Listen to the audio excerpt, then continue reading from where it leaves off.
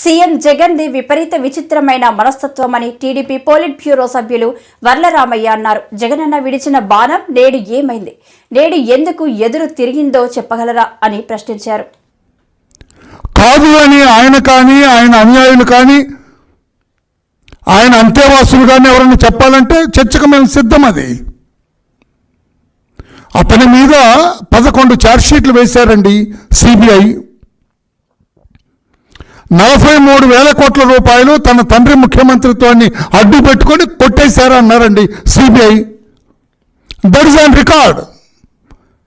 11 ఛార్జ్షీట్లు కూడా సిబిఐ కోర్టులో వేశారు. సిబిఐ కోర్టు పరిగణలోకి తీసుకుంది.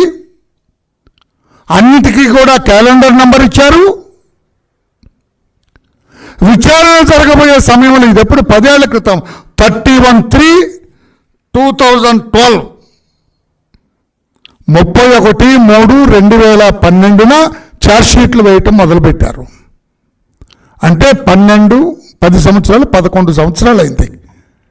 జగన్మోహన్ రెడ్డి గారి మీద ఛార్జ్షీట్లు వేసి 11 సంవత్సరాలు అయింది. ఆయన మీద కేసుల విచారణ ఎందుకో ఆగిపోయింది. ఎందుకు ఆగిపోయింది అనేది ఇప్పుడు సుప్రీంకోర్టులో విచారణ జరుగుతుంది. అందులోకి నేను వెళ్ళను, సబ్జుడిస్ అవుతుంది కనుక. న్యాయశాస్త్రం గురించి కాస్త కూస్తే నాకు తెలుసు కనుక ఎందుకు ఆయన కేసుల విచారణ 11 సంవత్సరాలుగా అట్లా ఆగిపోయింది. Who stayed this? Is it a legal stay or illegal stay? ఇదంతా కూడా సుప్రీంకోర్టులో ఆ కేసులో తెలుస్తారు కనుక అందులోకి నేను వెళ్ళను. At the same time enforcement directorate కూడా 5 కేసులు రిజిస్టర్ చేశారు.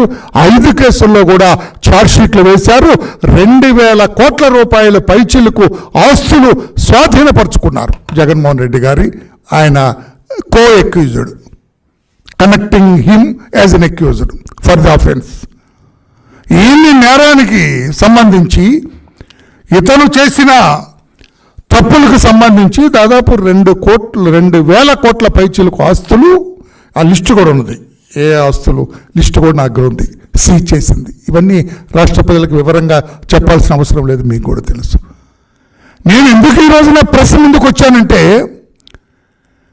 8 ఎకరాల పొలం బిట్లుగా 10 సెంట్లు 15 సెంట్లు చేస్తే, టోటల్ చేస్తే 8 ఎకరాల పొలం అన్యాయక్రాంతం చేశాడని జార్ఖండ్ సీఎం హేమంత్ సోరెన్ గారిని నిన్న ఎన్ఫోర్స్మెంట్ డైరెక్టరేట్ అరెస్ట్ చేశారు. అతను ముఖ్యమంత్రిగా ఉండగా, ముఖ్యమంత్రి పదవిలో ఉండగా అరెస్ట్ చేశారు.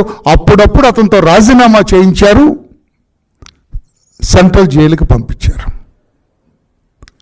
I appreciate the action of enforcement directorate. Excellent action. నేరం చేసిన వాడు ఎంతటి వాడైనా, ఏ స్థాయిలో ఉన్నా మన ఎన్ఫోర్స్మెంట్ డైరెక్టరేట్ ఏమీ కూడా వదలట్లేదు, గట్టిగా యాక్షన్ తీసుకుంటున్నారు. We appreciate dum. At the same time మా ముఖ్యమంత్రి గారి వైపు కూడా ఒకసారి చూడండి అని ఎన్ఫోర్స్మెంట్ డైరెక్టరేట్ని కోరుతూ ఉన్నాను నేను. ఇక్కడ జగన్మోహన్ రెడ్డి గారు అని ఒక ఆయన ఉన్నారు, ఆంధ్రప్రదేశ్ రాష్ట్ర ముఖ్యమంత్రిగా. 4 సంవత్సరాల 10 నెలలుగా ఆయన ముఖ్యమంత్రిగా పనిచేస్తూ ఉన్నారు. అంతకుముందు ప్రతిపక్ష నాయకుడిగా ఉన్నాడు ఆయన. ఆయన మీద 11 ఛార్జ్షీట్లు సిబిఐ, 5 ఛార్జ్షీట్లు ఎన్ఫోర్స్మెంట్ డైరెక్టరేట్ వేసింది. 2,000 కోట్ల పైచీలకు ఆయన ఆస్తులు స్వాధీనం చేసుకుంది ఎన్ఫోర్స్మెంట్ డైరెక్టరేట్ చూపు. గాజువాక నియోజకవర్గం ఇన్ఛార్జ్ రామచంద్రారావు పార్టీ అభ్యర్థిగా పోటీ చేస్తారని ఎమ్మెల్యే తిప్పల నాగిరెడ్డి సమక్షంలో వైవి సుబ్బారెడ్డి ప్రకటించారు. మోసం చేసి అధికారంలోకి వచ్చినాక ఏ హామీలన్నీ అమలుపరచకుండా, అప్పట్లో కూడా అధికారంలో రాకముందు, ఇప్పుడు మళ్ళా కలిసి పనిచేయడానికి ముందు వచ్చిన తెలుగుదేశం పార్టీ, జనసేన పార్టీ 2014లో కూడా వాళ్ళ కూటమే ఉంది. ఇప్పుడు మళ్ళా ఆ డ్రామా కంపెనీ మళ్ళా కొత్త హామీలు ఇచ్చే కార్యక్రమం మొదలు పెడుతున్నారు. దయచేసి మీరందరూ కూడా ఆలోచించండి. 2014లో ఏ విధంగా మోసం చేసి హామీలు ఇచ్చి అధికారంలోకి వచ్చినాక మోసం చేశారో వీళ్ళిద్దరూ, జనసేన పార్టీ తెలుగుదేశం పార్టీ, మళ్ళా ఇప్పుడు ఎలక్షన్ లో ఏ విధంగా అయినా జగన్మోహన్ రెడ్డి గారిని ముఖ్యమంత్రి స్థానం నుంచి తొలగించాలి. ఏ విధమైనా సరే ఆయన చేస్తున్న సంక్షేమ పథకాలు అమలైతే శాశ్వతంగా ఈ రాష్ట్రంలో ముఖ్యమంత్రిగా జగన్మోహన్ రెడ్డి గారే ఉంటారు, వైఎస్ఆర్ కాంగ్రెస్ పార్టీ ఉంటది. కాబట్టి మనం ఎట్టి పరిస్థితుల్లో 2024లో జరిగే ఎలక్షన్స్ లో జగన్మోహన్ రెడ్డి గారిని ఎదుర్కొనాలంటే ఏ విధంగా అయితే అమలు కాని హామీలు 2014లో ఇచ్చారో అట్లా ఇప్పుడు మిమ్మల్ని అందరినీ కూడా మోసం చేయడానికి చంద్రబాబు నాయుడు గారు, పవన్ కళ్యాణ్ గారు ఇంకా కొన్ని పార్టీలు కలిసి రాబోతున్నాయి. వీటిని మీరు తిప్పికొట్టే కార్యక్రమం చేయాల్సిన అవసరం ఉంది. ఎందుకంటే ఏదైనా పొరపాటు జరిగితే రాబోయే 2024 ఎలక్షన్స్ లో కోట్లాది రూపాయల సంక్షేమ పథకాల ద్వారా అందుకుంటున్న కోట్లాది మంది పేద ప్రజలు జీవితాల్లో వెలుగులు లేకుండా అయిపోతాయి. కాబట్టి సుమారుగా రాష్ట్ర వ్యాప్తంగా మన రాష్ట్రంలో 1,65,00,000 మంది కుటుంబాలు గృహస్థులుంటే ముఖ్యమంత్రి జగన్మోహన్ రెడ్డి గారు అమలు చేస్తున్న పథకాల వల్ల 1,15,00,000 మంది కుటుంబాల్లో వెలుగులు నింపుతున్నారు. సంక్షేమం వాళ్ళందరికీ అందిస్తున్నారు. కాబట్టి వాళ్ళ కుటుంబాల్లో సుఖంగా సంతోషంగా ఉన్నారు. కాబట్టి రాబోయే రోజుల్లో ఇన్ని కుటుంబాలు మేలు చేస్తున్న గౌరవ ముఖ్యమంత్రి గారికి మీరందరూ అండగా ఉండాల్సిన అవసరం ఉందని చెప్పి ఈ సందర్భంగా తెలియజేసుకుంటూ, అదేవిధంగా గాజువాక నియోజకవర్గంలో శాసనసభ్యులు నాగిరెడ్డి గారు మీ నియోజకవర్గంపై ప్రత్యేక శ్రద్ధ తీసుకొని ఏ విధంగా హౌస్ రైట్స్ విషయంలో కానివ్వండి, మిగతా పట్టాల విషయంలో కానివ్వండి, డాక్రా మహిళలకు సరైన న్యాయం జరిగే విధంగా ఏ విధంగా కృషి చేశారో అవన్నీ కూడా మీరు గుర్తుపెట్టుకొని రాబోయే రోజుల్లో గాజువాక నియోజకవర్గం ఇన్ఛార్జిగా ఉన్న రామచంద్రరావుని శాసనసభ్యులు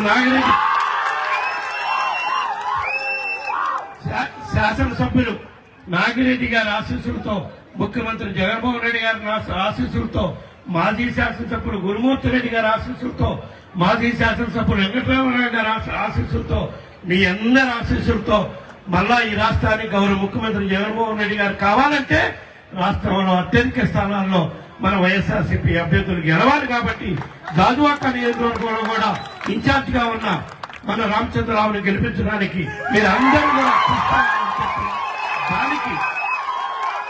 దానికి నాగిరెడ్డి అన్న ఆశీస్సులతో మనందరం మళ్ళా ఇక్కడ వైఎస్ఆర్ కాంగ్రెస్ పార్టీ జెండా ఎగిరే విధంగా గాజువాక నియోజకవర్గంలో మనందరం కూడా కృషి చేయాలని చెప్పి తెలియజేసుకుంటూ ఈ కార్యక్రమానికి వచ్చిన అక్క చెల్లెలు మనందరం కూడా మరొక్కసారి ధన్యవాదాలు తెలియజేసుకుంటూ సెలవు చేసుకుంటున్నాను.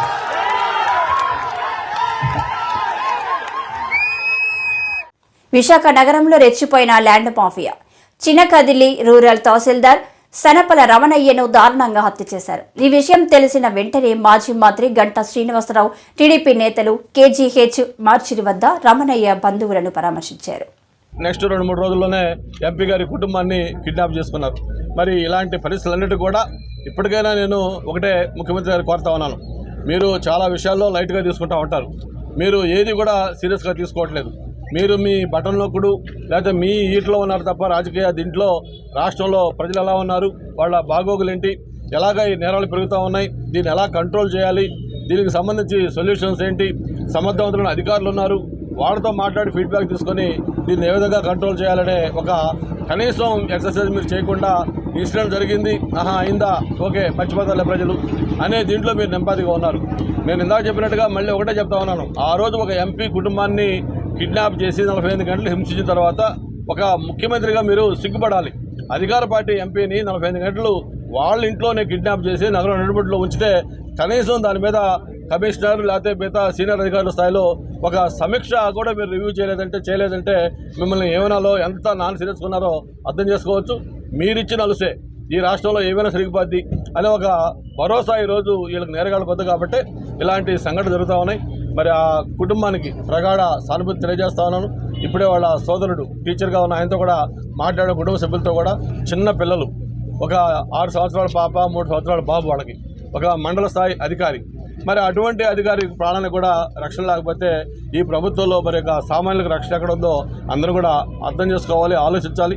ఇప్పటికైనా సరే ముఖ్యమంత్రి దీని మీద సీరియస్గా దృష్టి పెట్టి వెంటనే అవసరం వస్తే హోమ్ మినిస్టర్ ఇక్కడ పంపించి, డీజీపీని పంపించి మొత్తం 2 రోజులు ఇక్కడ పూర్తిగా కాన్సన్ట్రేట్ చేసి ఎవరైతే ఈ నేరాలు చేశారో వాళ్ళని వెంటనే పట్టుకొని అరెస్ట్ చేసి వాళ్ళ తగిన శిక్ష వేస్తేనే భవిష్యత్తులో మరిన్ని ఇటువంటి రిపీట్గా ఉంటాయని చెప్పి కూడా తెలియజేసుకుంటూ మరి ఈరోజు ఒకప్పుడు కడప లేదా రాయలసీమలో ఇటువంటి మనం చూసేవాళ్ళం.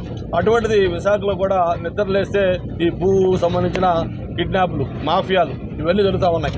అందులో భాగంగానే ఈరోజు ఈ భూ మాఫియా కింద ఈ ఎంఆర్ఓ గారి యొక్క మర్డర్ కూడా జరిగింది ప్రాథమికంగా అందరూ అంటా ఉన్నారు. ఎవరైతే దీనికి పాల్పడ్డారో వాళ్ళని వెంటనే పట్టుకుని శిక్షించాల్సిన అవసరం ఉందని చెప్పి కూడా డిమాండ్ చేసుకుంటూ ఆ ఫ్యామిలీకి ప్రగాఢ సానుభూతిని, సంతాపాన్ని తెలియజేస్తా ఉన్నాం. సార్, కేంద్ర హోంమంత్రాలు సుమారు 3,50,000 ఉద్యోగాలు ఇస్తానని చెప్పి ఒక నోటిఫికేషన్ కూడా ఇవ్వకుండా అందరినీ ఖాళీగా పెట్టడం వల్ల ఎవడైతే ఒక బ్యాచ్గా తయారయ్యి వాళ్ళ ఎక్స్పెన్షన్స్ కోసం, వాళ్ళ లగ్జరీ కోసం డబ్బులు కావాలి. ఎవడైనా రారా నీకు పని ఉంది, నేను పని అప్పు చెప్తాను, నీకు 10,000 ఇస్తానంటే ఓ 10 మంది పోగై వాడు వెనకాల వెళ్ళడం, ఇటువంటి యొక్క క్రైమ్లు చేయడం అలవాటు అయిపోయింది వైజాగ్. నాకు తెలిసి ఈ యువత ఎక్కువగా పాల్గొంటున్నారు. వీళ్ళతో పాటు రౌడీలు, ఇందా సార్ చెప్పినట్లు ఎవరైతే ఈ భూ కబ్జాలకు పాల్పడుతున్నారో ఎక్కువ మంది చెప్పగలం. మేము వైసీపీ నేతలే ఎక్కువ ఇవాళ భూ కబ్జాలు చేశారు. దీని వెనకాల వాళ్ళ అస్త్రం ఉంది గ్యారంటీగా. రేపు ప్రభుత్వం అందుకే సరైన కేసుల్లో ఎంక్వైరీ చేయట్లేదు. ఉదాహరణకి ఎంవీపీ సత్యనారాయణ గారి కేసు ఉంది, ఎందుకు ఎంక్వైరీ చేయలేదండి? ఒక పార్లమెంట్ మెంబర్ని అటాక్ చేసి 2 రోజులు 48 గంటలు నిర్బంధించి నానా హింస పెడితే అసలు ఎవడు పట్టుకున్నాడో ఆడు చొక్క తోలు తీయొద్దు. సిగ్గుంది అసలు ముఖ్యమంత్రికి? మరి ఎవరైనా భయపడతాడండి రౌడీ వాడు? మీరు గతంలో చూశారు, కృష్ణరాజు అని ఒక రియల్టర్, ఆడు పెద్ద రౌడీయే, కాల్చి పడేశారు. ఎన్కౌంటర్ చేయాలి లేకపోతే వాళ్ళని. అందువల్ల ఎవరికి భయం ఉంటే తప్పితే ఎవడో కూడా క్రైమ్ చేయడానికి సిద్ధపడ్డ భయం ఉంటే. ఇవాళ వైజాగ్లో మీకు తెలియదు, ఈ టౌన్ అంతా కూడా చిన్న కుర్రవాళ్ళే తయారైపోయారు. చదువుకోవడం, ఖాళీగా ఉండడం వల్ల గంజాయి, మత్తుమందు బాగా ఫ్రీగా సప్లై జరుగుతుంది. ఇంతకుముందు మత్తుమంది అంటే మాకు తెలిసేది కాదు, పిల్లలకు కాదు, మాకు తెలిసేది కాదు. అలాంటిది ఇవాళ పిల్లలు అమ్ముకుంటారు, జోబుల్లో పెట్టి వాళ్ళే వెండార్స్, వాళ్ళే మళ్ళీ ఇటువంటి క్రైములకు పాల్పడతాం. అందువల్ల మేము కోరుతున్నాం, ప్రభుత్వం ఇది చేసిందంటే ప్రభుత్వం బాధ్యత తీసుకోవాలి. ఇది ప్రభుత్వం అత్యాయి, ప్రభుత్వం ఫెయిల్యూర్ వల్ల జరిగింది. ఇది ప్రభుత్వం రెస్పాన్స్ ఇవ్వాలి. తప్పనిసరిగా ఇటువంటి గూండాలని ఎవరైతే ఇన్వాల్వ్ అయ్యారో వాళ్ళందరినీ కూడా ఎన్కౌంటర్ చేయాలి. అసలు ఇక శిక్ష అనవసరం. జగన్ చెప్పాడే, ఇంకో మాట చెప్పాలి ఇక్కడ. ఆ రోజు ముఖ్యమంత్రిగా ప్రమాణ స్వీకారం చేసినాడు, నేను 21 రోజుల్లోనే వాడికి శిక్ష వేస్తాను, వెంటనే జడ్జిమెంట్ ఇప్పిస్తానని చెప్పాడు. ఇది ఒక కేసైనా అయిందంటే 21 రోజుల్లో ఇవాళ ఏం మాట్లాడతాడో తెలియదు, ఏం జరుగుతుందో తెలియదు. ప్రభుత్వంలో ఒక మాటకి చేతనికి పొంతం లేదు. మడం తిప్పడం మాట తప్పనని చెప్తాడు. అన్ని మాట తప్పిన కార్యక్రమాలే తప్పితే మంచి మార్గంలో పోయిన పనులు ఒక్కరు కూడా జరగలేదు ఇక్కడ. ఎవడ భూమి కబ్జా చేద్దామా, ఎవరిని మర్డర్ చేద్దామా, లేకపోతే ఎవరంటే సొంత చిన్నాన్న మర్డర్ చేస్తే వాళ్ళనైనా కనీసం వాళ్ళని ఏమైనా శిక్షించావా? కేవలం ఈ కేసు అంతా తీసుకొచ్చి ముందు మా నాయకుడు చంద్రబాబు మీద చూశారు. అక్కడ తిప్పుకొచ్చి ఇప్పుడు వివేకానంద కుటుంబం మీద, కూతురి మీద, అల్లుడి మీద ఆస్తిపత్రం చంపేశారని అటు చూశారు. ఇంకో 2వ భార్య ఉందని చెప్పారు. ఇలాంటివన్నీ కట్టుకోవాలని చెప్పి చివరికి వాళ్ళ చెల్లిని, తల్లిని కూడా బయటికి తరిమిన ముఖ్యమంత్రికి ఈ రాష్ట్రం మీద ఏముంటుందండి? అజమాయిషీ, కంట్రోల్ ఏమి లేదండి అతనికి. దానివల్లనే అధికారులు కూడా ఇష్టారీతిన వ్యవహరిస్తున్నారు. అందులో ఇది ఒక భాగం అయి ఉంటుందేమో. ఎవడో చెప్పినట్టు అందరూ ఎలా ఉంటారో మేము చెప్పలేము. 80% మంది, 70% మంది ఒకవేళ కరప్షన్ చేసినా 30% మంది వాళ్ళ జీవితాలు దారిపోసి ఇలాంటి ఎంఆర్ఓలు ఇంకా ఉన్నారు. మరి ఆయన ఎవడో ఏదో పని చెప్తే ఆ పని చేయకపోవడం వల్ల మర్డర్ చేసి ఉంటారు. లేకపోతే ఎందుకంటే మర్డర్ జరుగుతుంది? ఏదో ఒక కారణం ఉండాలి కదా. ఎంఆర్ఓ జరిగిందంటే డెఫినెట్గా ఏ దొంగ భూమో రికార్డు సమంగా రాయమని చెప్పుంటారు. నేను రాయనని చెప్పుంటే ఎన్నిసార్లు ప్రయత్నం చేసి ఉంటారు ఈ పెద్దలు. ఈ వైకాపా పెద్దలు గ్యారంటీగా నేను చెప్తున్నాను. ఇక్కడున్న నాయకులు ఎవరైతే భూములు కబ్జాలు చేస్తున్నారో వాళ్ళందరూ కూడా ఇన్వాల్వ్ అయి ఉంటారు, 2-3. అందువల్ల లేకపోతే ఎవరు చంపేస్తాడండి? ప్రభుత్వ హత్యలే లెక్క. ప్రభుత్వం బ్యాక్గ్రౌండ్లో ఉంటేనే ఎవరైనా మర్డర్ చేస్తాడండి, లేకపోతే చేయడండి. నేను చాలా చేస్తాను. జనరల్గా గ్రూపులు కొట్టుకోవడం. విశాఖ నగరంలో ల్యాండ్ మాఫియా రెచ్చిపోయింది. చినగదిలి రూరల్ తహసీల్దార్ సనపల రమణయ్యను దారుణంగా హత్య చేశారు. కొమ్మది చరణ్ క్యాస్టల్లో ఈ ఘటన సంచలనం రేపింది. కొమ్మాదిలో తన ఇంట్లో ఉన్న రమణయ్యపై 4 గుర్తు తెలియని వ్యక్తులు చొరబడి రాడ్లతో దాడి చేశారు. ఈ ఘటనపై భీమిలి ఎమ్మెల్యే వంతు శ్రీనివాసరావు మీడియాతో మాట్లాడుతూ ప్రశాంతమైన విశాఖ నగరంలో గతంలో ఇటువంటిది సంఘటన ఎప్పుడూ జరగలేదని అన్నారు. కేజీహెచ్లో తహసీల్దార్ పార్థివ దేహాన్ని సందర్శించి నివాళులర్పించారు. ఆయన మాట్లాడుతూ పోలీసు దర్యాప్తు చేస్తున్నారని అన్నారు. నిందితులు ఎంతటి వారనైనా వదిలిపెట్టేది లేదని అన్నారు. కుటుంబ సభ్యులకు ఆయన తీవ్ర సంతాపం తెలిపారు.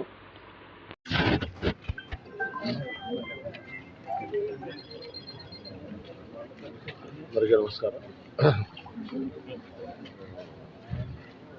విశాఖలో ఒక ఎంఆర్ఓ గారి మీద కూర్చొని వ్యక్తి దాడి చేయడం, ఆయన దురదృష్ట కొద్ది వారు చాలా దారుణం. నేను తీవ్రంగా ఖండిస్తున్నాను.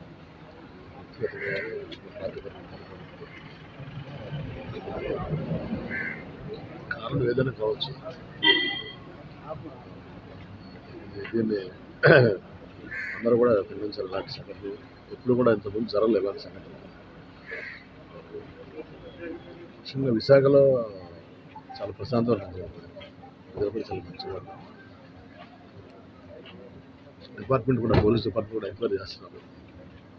నిందితులు ఎవరైనా సరే వారు పట్టుకుని శిక్ష జరుగుతుంది. వారికి కఠిన శిక్ష పడే.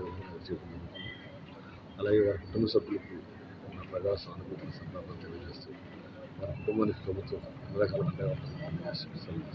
ఏ ప్రాంతంలో పనిచేస్తారు సార్? మొదలు విశాఖ చెన్నగది నెగిటివ్ ప్లేస్ శ్రీకాకుళం ఎక్కడ వాళ్ళ ఇంట్లో ఏమైనా బంగారం కానీ ఏమైనా చోరీ చేయడం జరిగింది? మంచి వ్యక్తి. నాకు తెలియదు, ఇంకా ఎంక్వైరీ చేస్తున్నప్పుడు ఎంక్వైరీ చేసి పోలీస్ ఇంట్రాగేషన్. అతని పేరు ఆయన రమణయ్య గారు. సరే రమణయ్య గారు.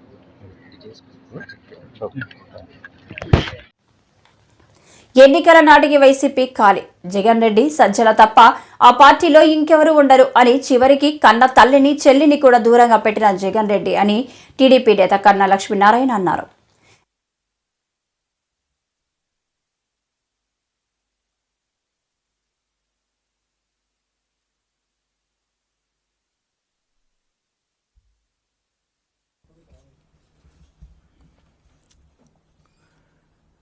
రెండు 2019లో జగన్మోహన్ రెడ్డి ఈ రాష్ట్రంలో ఉన్నటువంటి ప్రజలను అందరినీ కూడా మోసం చేసి అబద్ధ మాటలతో ప్రజల్ని నమ్మించి అధికారంలోకి వచ్చినప్పటి నుంచి కూడా తాను ఏదైతే అవినీతి కేసులో 16 మాసాలు జైల్లో ఉండి క్షుణ్ణంగా బ్రిటిష్ పాలనను గురించి తాను రీసెర్చ్ చేశాడు. రీసెర్చ్ చేసి బయటకు వచ్చి ఎట్లా అయినా 19 ఎన్నికల్లో ప్రజల్ని నమ్మించగలిగితే తన లక్ష్యం ఏదైతే ఉందో భారతదేశంలో అత్యంత ధనికవంతుడు కావాలి అనేటువంటి లక్ష్యాన్ని ముఖ్యమంత్రి అయితే కానీ చేరుకోగలను అనేటువంటిది తన తండ్రి ముఖ్యమంత్రిగా ఉన్నప్పుడు చూశాడు. అలాగే బయటకు వచ్చి, జైలు నుంచి బయటకు వచ్చి తల్లి, చెల్లి, బాబాయ్ సపోర్టుతో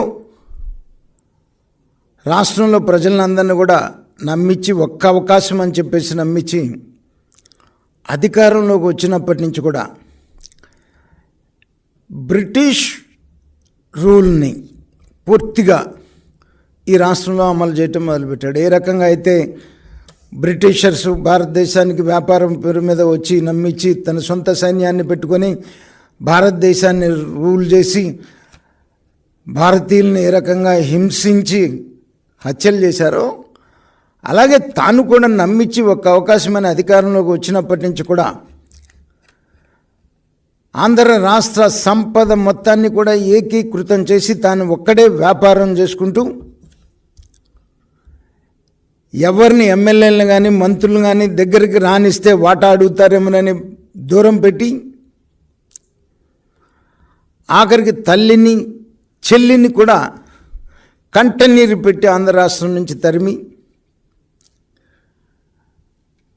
ఈ రాష్ట్రం మొత్తాన్ని దోపిడీ చేసి, దోపిడీయే లక్ష్యంగా ఒక దొంగల ముఠా, ఈ రాష్ట్రం మీద ఒక దొంగల ముఠా పడి ఏ రకంగా అయితే ఇంతకుముందు మనం సినిమాల్లో చూసాము, దొంగల ముఠ గ్రామాల మీద పడి ఏ రకంగా దోచుకుంటుందో ఆ రకంగా అధికారంలోకి వచ్చిన కాడి నుంచి ముఖ్యమంత్రి వాళ్ళ ముఠ ఈ రాష్ట్రాన్ని దోచేసి ప్రజల్ని భయభ్రాంతులను చేసి పోలీసుల్ని తన సొంత సైన్యంలాగా వాడుకొని ఈ రాష్ట్రంలో ప్రశ్నించినటువంటి ప్రతిపక్ష నాయకులను మొత్తాన్ని కూడా జైళ్ళల్లో పెట్టి హింసించి ఆఖరికి సీనియర్ నాయకులను, రాజకీయ నాయకులను కూడా జైళ్ళల్లో కొట్టించినటువంటి పరిస్థితి.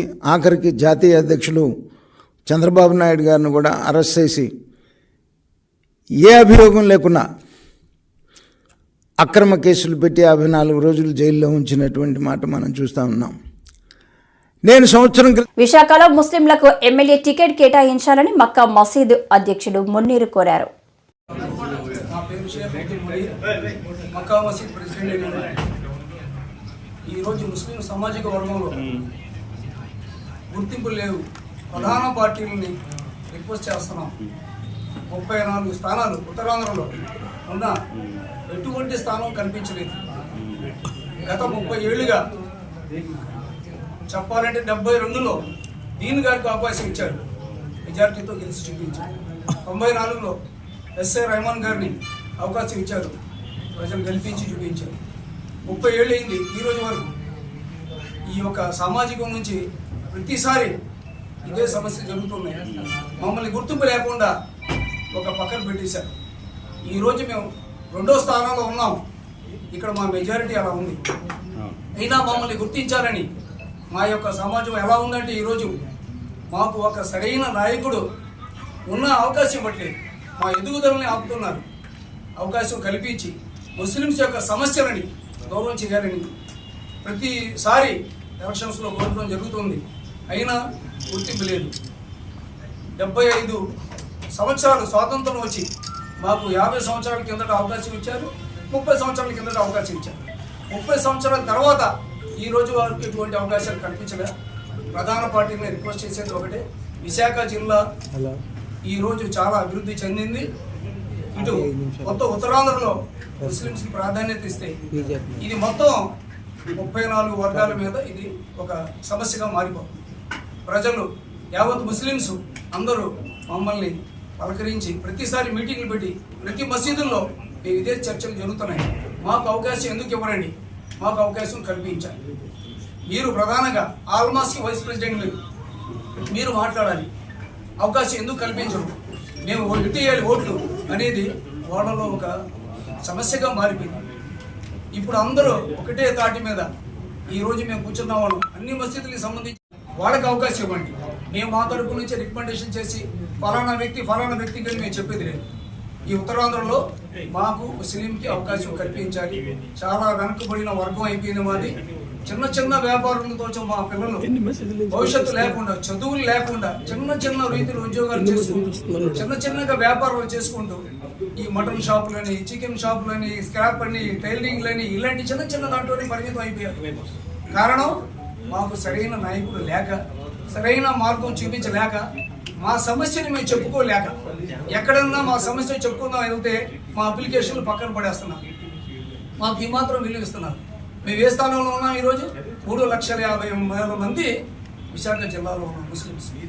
ఈరోజు మా యొక్క మెజార్టీని అర్థం చేసుకొని ఫర్దర్గా ఈ అవకాశం మాకు కల్పిస్తే మేము చాలా కృతజ్ఞత చెప్పుకుంటాం ఆ పార్టీకి. ఏ నియోజకవర్గమైనా సౌత్ నార్త్ ఏదన్నా, సౌత్ నార్త్ ఎక్కడిచ్చినా పర్లేదమ్మా.